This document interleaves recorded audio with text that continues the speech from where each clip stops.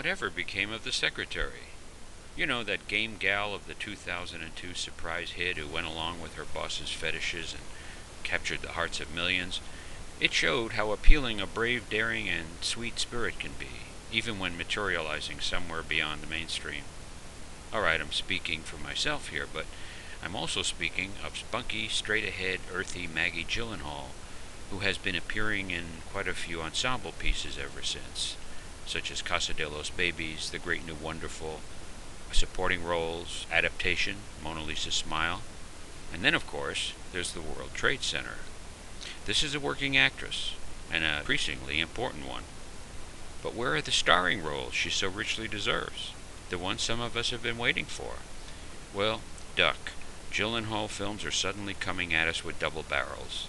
First, it's Trust the Man, a romantic comedy and another ensemble, albeit with more prominence to the roles. Quickly on the heels of that, in a quite different vein that I promise will tap into regions of your empathetic mind and capacity to be affected by a performance of conviction. This is Maggie Gyllenhaal as Sherrybaby, a character study of a parole junkie mother. What the actress does with it is so fully invested and fascinating, despite a one-note screenplay. She fulfills all the promise of her debut role and takes us on a new trip into the wrinkles of bad choices. You could say it's been worth the wait. Writer-director Laurie Collier starts her story of character Sherry Swanson just as Sherry gets paroled from a drug-related jail term and returns home to New Jersey. She's no innocent and doesn't try to act like one. She's street-smart and far tougher than she looks, strolling around in her sexy outfits and determined to stay straight with her parole officer, a guy who likes to keep his charges on a short leash. What's truly at stake isn't just freedom. It's daughter 8-year-old Alexis, who has been taken care of by brother Bobby and his wife Marcia during the 3-year jailhouse stint. Now motherhood is what it's all about for Sherry, and she knows she needs to get a job, keep it, stay clean, and win her child over. Simple. Yeah. As though she doesn't already have a big mountain to climb, Marcia, out of a distorted and possessive love for the child, is the primary obstacle. She wants to control things and goes to the extent of telling Alexis to refer to her mother as Sherry rather than Mom. When Alexis does, it emits waves of panic and self-doubt into Sherry. But self-doubt isn't something that affects this case-hardened realist for very long, and she throws it off quicker than a weak fix.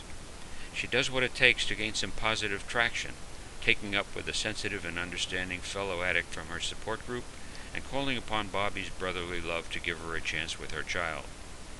Before this ends, as engaged as we are in the resolute determination of this tough babe who looks a lot like an icon for America's girl next door, with the upturned nose and blue-gray eyes that pierce like lit crystal, we realize not only how far down into the depressing world of the addict we've been taken, but that the scope of the story is restrained within tight, slightly wearisome boundaries. Why is this a problem? I theorize that the narrative is a wee bit too much like life, which can be grindingly narrow in focus and relentlessly unforgiving. Life, too, tends to be repetitive and molded by habits that resist change, sometimes to an annoying degree. There's just enough of that here to elongate the theme of a troubled woman, even if she's a take-no-prisoners type who allows no one to decide who and what she is.